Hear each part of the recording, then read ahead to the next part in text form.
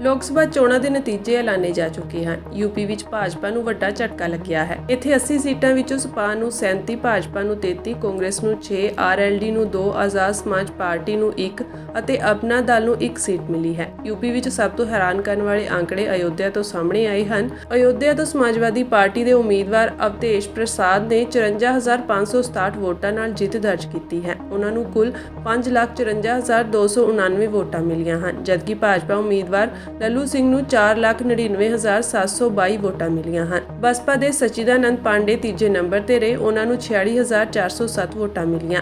ਅਯੋਧਿਆ ਵਿੱਚ ਪਾਸੀ ਭਾਈਚਾਰਾ ਵੱਡੀ ਗਿਣਤੀ ਵਿੱਚ ਹੈ। ਅਜਿਹੇ ਵਿੱਚ ਸਪਾ ਨੇ ਅਯੋਧਿਆ ਵਿੱਚ ਪਾਸੀ ਚਿਹਰੇ ਅਵਤੇਸ਼ ਪ੍ਰਸਾਦ ਨੂੰ ਆਪਣਾ ਉਮੀਦਵਾਰ ਬਣਾਇਆ। ਅਵਤੇਸ਼ ਪ੍ਰਸਾਦ ਯੂਪੀ ਦੀ ਰਾਜਨੀਤੀ ਵਿੱਚ ਦਲਿਤਾਂ ਦਾ ਇੱਕ ਵੱਡਾ ਚਿਹਰਾ ਹੈ ਅਤੇ ਉਹਨਾਂ ਦੀ ਛਵੀ ਜ਼ਮੀਨੀ ਪੱਧਰ ਤੇ ਨੇਤਾ ਦੀ ਹੈ। ਸਪਾ ਨੂੰ ਅਯੋਧਿਆ ਵਿੱਚ ਦਲਿਤਾਂ ਦੀਆਂ ਬਹੁਤ ਵੋਟਾਂ ਮਿਲੀਆਂ ਹਨ। ਸਪਾ ਉਮੀਦਵਾਰ ਅਵਤੇਸ਼ ਪ੍ਰਸਾਦ ਦੀ ਅਯੋਧਿਆ ਦੇ ਲੋਕਾਂ ਤੇ ਚੰਗੀ ਪਕੜ ਹੈ। ਇਸ ਦਾ ਅੰਦਾਜ਼ਾ ਇਸ ਗੱਲ ਤੋਂ ਲਗਾਇਆ ਜਾ ਸਕਦਾ ਹੈ ਕਿ ਉਹ 9 ਵਾਰ ਵਿਧਾਇਕ ਰਹਿ ਚੁੱਕੇ ਹਨ ਅਤੇ ਮੰਤਰੀ ਵੀ ਰਹਿ ਚੁੱਕੇ ਹਨ। ਉਹ ਸਮਾਜਵਾਦੀ ਪਾਰਟੀ ਦੇ ਸੰਸਥਾਪਕ ਮੈਂਬਰਾਂ ਵਿੱਚੋਂ ਇੱਕ ਹਨ। ਅਯੋਧਿਆ ਤੋਂ ਭਾਜਪਾ ਉਮੀਦਵਾਰ ਲੱਲੂ ਸਿੰਘ ਦੇ ਸੰਵਿਧਾਨ ਨੂੰ ਲੈ ਕੇ ਦਿੱਤੇ ਬਿਆਨ ਤੇ ਪਰਛਾਵਾਂ ਛਾਇਆ ਹੋਇਆ ਸੀ। ਲੱਲੂ ਸਿੰਘ ਉਹੀ ਨੇਤਾ ਹਨ ਜਿਨ੍ਹਾਂ ਨੇ ਕਿਹਾ ਸੀ ਕਿ ਮੋਦੀ ਸਰਕਾਰ ਨੂੰ 400 ਸੀਟਾਂ ਚਾਹੀਦੀਆਂ ਹਨ ਕਿਉਂਕਿ ਸੰਵਿਧਾਨ ਬਦਲਣਾ ਹੈ।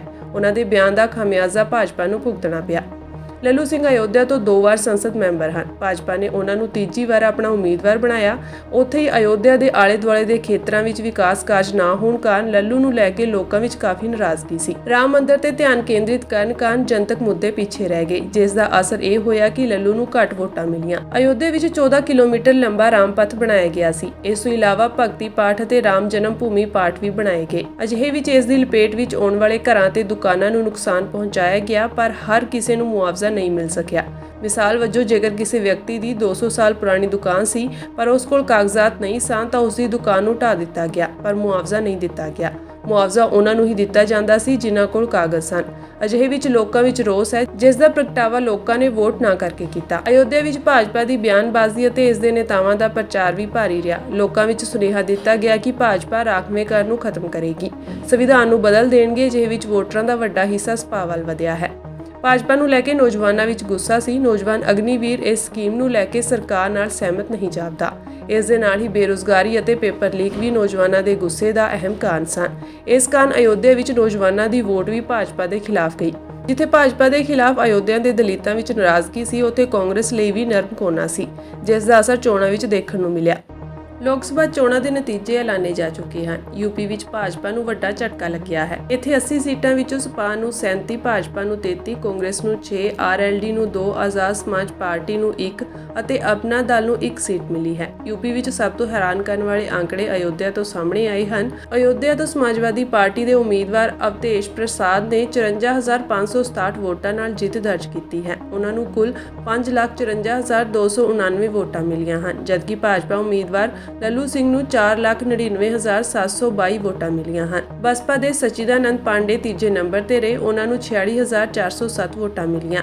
ਅਯੋਧਿਆ ਵਿੱਚ ਪਾਸੀ ਭਾਈਚਾਰਾ ਵੱਡੀ ਗਿਣਤੀ ਵਿੱਚ ਹੈ। ਅਜਿਹੇ ਵਿੱਚ ਸਪਾ ਨੇ ਅਯੋਧਿਆ ਵਿੱਚ ਪਾਸੀ ਚਿਹਰੇ ਅਵਤੇਸ਼ ਪ੍ਰਸਾਦ ਨੂੰ ਆਪਣਾ ਉਮੀਦਵਾਰ ਬਣਾਇਆ। ਅਵਤੇਸ਼ ਪ੍ਰਸਾਦ ਯੂਪੀ ਦੀ ਰਾਜਨੀਤੀ ਵਿੱਚ ਦਲਿਤਾਂ ਦਾ ਇੱਕ ਵੱਡਾ ਚਿਹਰਾ ਹੈ ਅਤੇ ਉਹਨਾਂ ਦੀ ਛਵੀ ਜ਼ਮੀਨੀ ਪੱਧਰ ਤੇ ਨੇਤਾ ਦੀ ਹੈ। ਸਪਾ ਨੂੰ ਅਯੋਧਿਆ ਵਿੱਚ ਦਲਿਤਾਂ ਦੀਆਂ ਬਹੁਤ ਵੋਟਾਂ ਮਿਲੀਆਂ ਹਨ। ਸਪਾ ਉਮੀਦਵਾਰ ਅਵਤੇਸ਼ ਪ੍ਰਸਾਦ ਦੀ ਅਯੋਧਿਆ ਦੇ ਲੋਕਾਂ ਤੇ ਚੰਗੀ ਪਕੜ ਹੈ। ਇਸ ਦਾ ਅੰਦਾਜ਼ਾ ਇਸ ਗੱਲ ਤੋਂ ਲਗਾਇਆ ਜਾ ਸਕਦਾ ਹੈ ਕਿ ਉਹ 9 ਵਾਰ ਵਿਧਾਇਕ ਰਹਿ ਚੁੱਕੇ ਹਨ ਅਤੇ ਮੰਤਰੀ ਵੀ ਰਹਿ ਚੁੱਕੇ ਹਨ। ਉਹ ਸਮਾਜਵਾਦੀ ਪਾਰਟੀ ਦੇ ਸੰਸਥਾਪਕ ਮੈਂਬਰਾਂ ਵਿੱਚੋਂ ਇੱਕ ਹਨ। ਅਯੋਧਿਆ ਤੋਂ ਭਾਜਪਾ ਉਮੀਦਵਾਰ ਲੱਲੂ ਸਿੰਘ ਦੇ ਸੰਵਿਧਾਨ ਨੂੰ ਲੈ ਕੇ ਦਿੱਤੇ ਬਿਆਨ ਤੇ ਪਰਛਾਵਾਂ ਛਾਇਆ ਹੋਇਆ ਸੀ। ਲੱਲੂ ਸਿੰਘ ਉਹੀ ਨੇਤਾ ਹਨ ਜਿਨ੍ਹਾਂ ਨੇ ਕਿਹਾ ਸੀ ਕਿ ਮੋਦੀ ਸਰਕਾਰ ਨੂੰ 400 ਸੀਟਾਂ ਚਾਹੀਦੀਆਂ ਹਨ ਕਿਉਂਕਿ ਸੰਵਿਧਾਨ ਬਦਲਣਾ ਹੈ। ਉਹਨਾਂ ਦੇ ਬਿਆਨ ਦਾ ਖਾਮਿਆਜ਼ਾ ਭਾਜਪਾ ਨੂੰ ਭੁਗਤਣਾ ਪਿਆ। ਲੱਲੂ ਸਿੰਘ ਅਯੋਧਿਆ ਤੋਂ 2 ਵਾਰ ਸੰਸਦ ਮੈਂਬਰ ਹਨ। ਭਾਜਪਾ ਨੇ ਉਹਨਾਂ ਨੂੰ ਤੀਜੀ ਵਾਰ ਆਪਣਾ ਉਮੀਦਵਾਰ ਬਣਾਇਆ।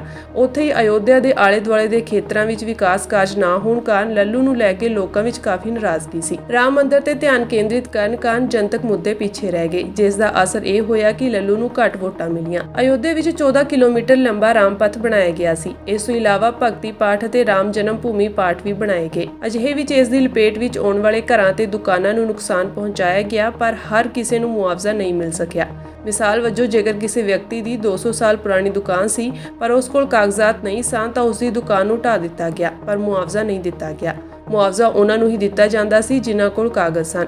ਅਜਿਹੇ ਵਿੱਚ ਲੋਕਾਂ ਵਿੱਚ ਰੋਸ ਹੈ ਜਿਸ ਦਾ ਪ੍ਰਗਟਾਵਾ ਲੋਕਾਂ ਨੇ ਵੋਟ ਨਾ ਕਰਕੇ ਕੀਤਾ। ਅਯੋਧਿਆ ਵਿੱਚ ਭਾਜਪਾ ਦੀ ਬਿਆਨਬਾਜ਼ੀ ਅਤੇ ਇਸ ਦੇ ਨੇਤਾਵਾਂ ਦਾ ਪ੍ਰਚਾਰ ਵੀ ਭਾਰੀ ਰਿਹਾ। ਲੋਕਾਂ ਵਿੱਚ ਸੁਨੇਹਾ ਦਿੱਤਾ ਗਿਆ ਕਿ ਭਾਜਪਾ ਰਾਖਵੇਂ ਕਰ ਨੂੰ ਖਤਮ ਕਰੇਗੀ, ਸੰਵਿਧਾਨ ਨੂੰ ਬਦਲ ਦੇਣਗੇ। ਅਜਿਹੇ ਵਿੱਚ ਵੋਟਰਾਂ ਦਾ ਵੱਡਾ ਹਿੱਸਾ ਸਪਾ ਵੱਲ ਵਧਿਆ ਹੈ। ਭਾਜਪਾ ਨੂੰ ਲੈ ਕੇ ਨੌਜਵਾਨਾਂ ਵਿੱਚ ਗੁੱਸਾ ਸੀ। ਨੌਜਵਾਨ ਅਗਨੀਵੀਰ ਇਸ ਸਕੀਮ ਨੂੰ ਲੈ ਕੇ ਸਰਕਾਰ ਨਾਲ ਸਹਿਮਤ ਨਹੀਂ ਜਾਪਦਾ। ਇਸ ਦੇ ਨਾਲ ਹੀ ਬੇਰੁਜ਼ਗਾਰੀ ਅਤੇ ਪੇਪਰ ਲੀਕ ਵੀ ਨੌਜਵਾਨਾਂ ਦੇ ਗੁੱਸੇ ਦਾ ਅਹਿਮ ਕਾਰਨ ਸਨ। ਇਸ ਕਾਰਨ ਅਯੋਧਿਆ ਵਿੱਚ ਨੌਜਵਾਨਾਂ ਦੀ ਵੋਟ ਵੀ ਭਾਜਪਾ ਦੇ ਖਿਲਾਫ ਗਈ। ਜਿੱਥੇ ਭਾਜਪਾ ਦੇ ਖਿਲਾਫ ਅਯੋਧਿਆ ਦੇ ਦਲਿਤਾਂ ਵਿੱਚ ਨਾਰਾਜ਼ਗੀ ਸੀ, ਉੱਥੇ ਕਾਂਗਰਸ ਲਈ ਵੀ ਨਰਮ ਕੋਨਾ ਸੀ, ਜਿਸ ਦਾ ਅਸਰ ਚੋਣਾਂ ਵਿੱਚ ਦੇਖਣ ਨੂੰ ਮਿਲਿਆ।